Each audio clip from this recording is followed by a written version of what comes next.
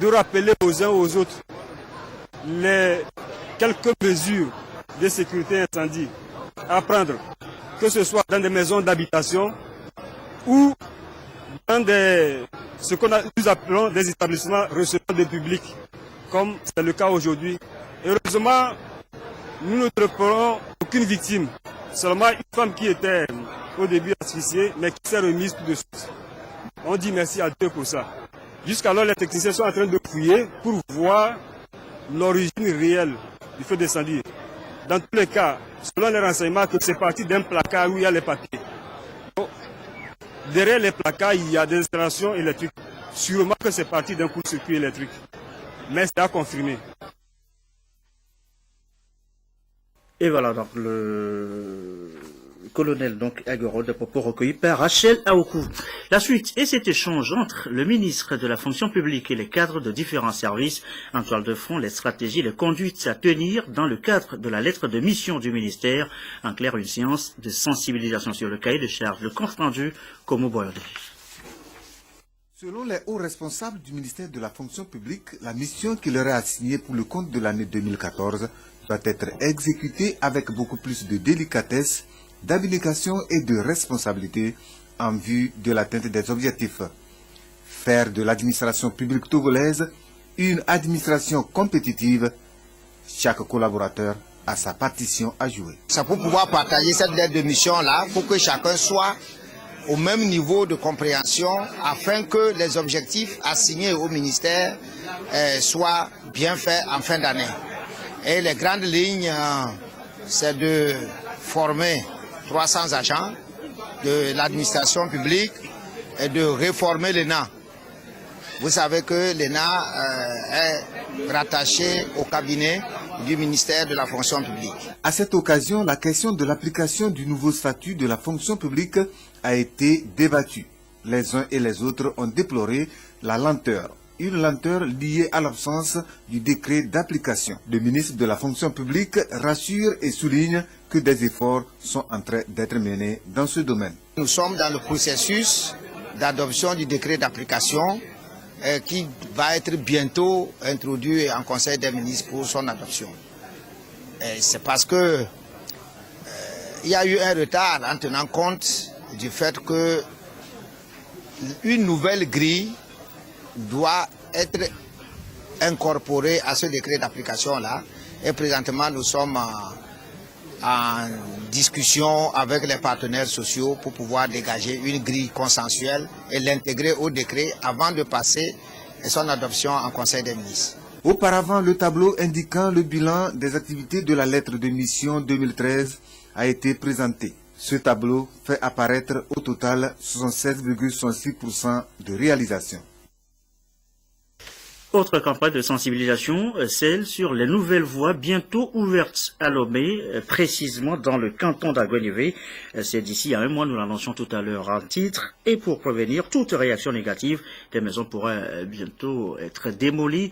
Eh bien, la délégation spéciale de la préfecture du Golfe est en campagne d'information et de sensibilisation. Le Robert Kwatogbe est sur la clé pour les précisions. Une cinquantaine de maisons seront détruites d'ici la fin du mois à Goël-Logopé. Ici, à Trocposimé par exemple, elles sont nombreuses bâties sur les emprises de la voie publique. Or, une voie de 30 mètres de largeur et d'environ 3 km de longueur prévue sur le plan sera construite dans les jours à venir. Pour l'heure, la sensibilisation est la première étape. Sensibilisation amorcée ce mardi par la délégation spéciale de la préfecture du Golfe. Certains riverains comprennent le bien fondé de ce projet. On a longtemps attendu cette délégation parce que, bon, on se disait en tout temps qu'on a oublié parce que, bon, de part d'autre, les rues sont tracées. Bon, mais nous, on est là. Donc, aujourd'hui, nous sommes très contents. Le plan du Grand Lomé initié dans le cadre du programme de développement du gouvernement togolais étant déjà mis en œuvre, les voies concernées doivent être dégagées dans les meilleurs délais. Cette tournée, nous la faisons pour les informer, sensibiliser, afin que lorsqu'on va commencer les travaux, que des gens ne se plaignent pas, qu'ils disent que voilà, on vient casser leur maison, ou bien leurs cultures sont ravagées. il faut que dès maintenant, ils soient sensibilisés, informés que nous avons un plan de développement, nous avons un chantier, nous avons prévu ces voies-là dans le programme de développement du Golfe. Pour que le rêve d'une ville moderne et attrayante devienne réalité, tout le monde doit mettre du sien.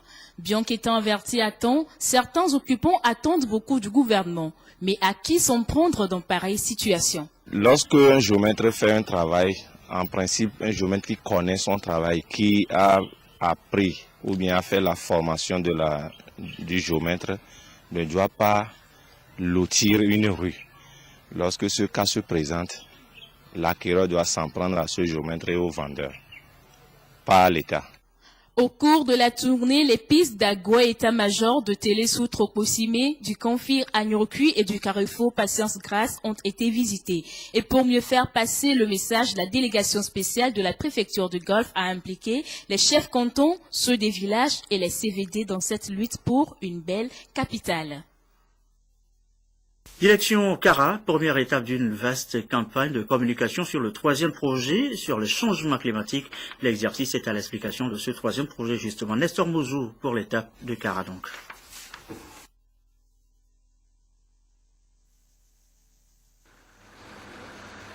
L'accentuation de la désertification, l'accélération de l'érosion, l'appauvrissement des sols, les inondations, la baisse de la pluviométrie sont quelques-unes des manifestations des changements climatiques.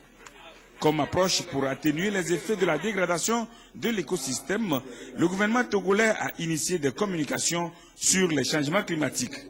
C'est le troisième projet de communication qui est en cours d'exécution.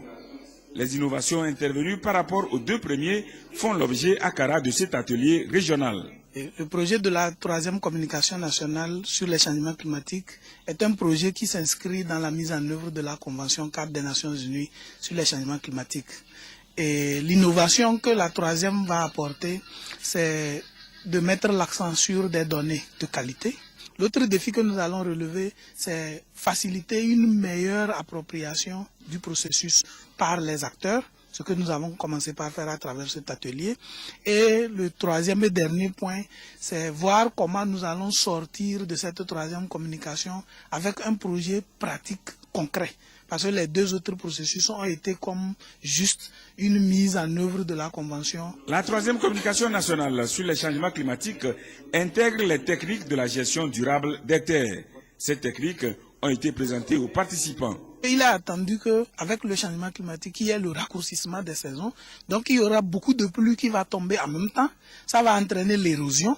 Et comme nous faisons les cultures en terrasse, ça réduit l'érosion. Et ça conserve la fertilité des sols. Donc voilà un peu une technique. Nous avons les autres techniques comme le zaï, les demi-lunes. Le zaï, par exemple, consiste à faire des trous qui dépassent les trous des poquets que nous faisons aujourd'hui pour semer. De sorte que quand vous mettez la graine et qu'il pleut, il y a de l'eau qui reste encore dans le trou et ça continue par donner de l'humidité à la plante qui va pousser.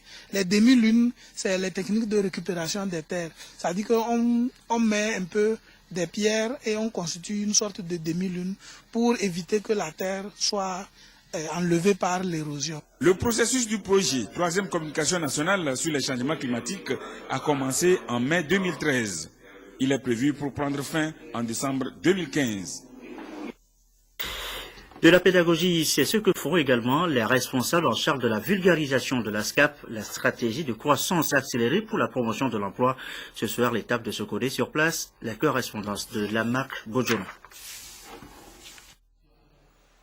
Le processus d'élaboration du document de la stratégie de croissance accélérée et de promotion de l'emploi SCAP a connu plusieurs phases successives auxquelles ont participé et contribué les différents acteurs de développement de la région centrale. Cet atelier régional sur la SCAP à Sokodé vise à partager ses orientations avec les acteurs régionaux, présenter ces mécanismes et ces outils de mise en œuvre et suivi évaluation et sensibiliser les acteurs sur leur rôle et responsabilité. La SCAP a été élaborée avec les contributions de tous les acteurs. La SCAP n'a pas été élaborée par les acteurs qui sont à Lomé, non. Tous les acteurs de développement ont contribué et précisément les acteurs de la région centrale ont fait des contributions. Ils ont élaboré un rapport portant contribution régionale à l'élaboration de la SCAP.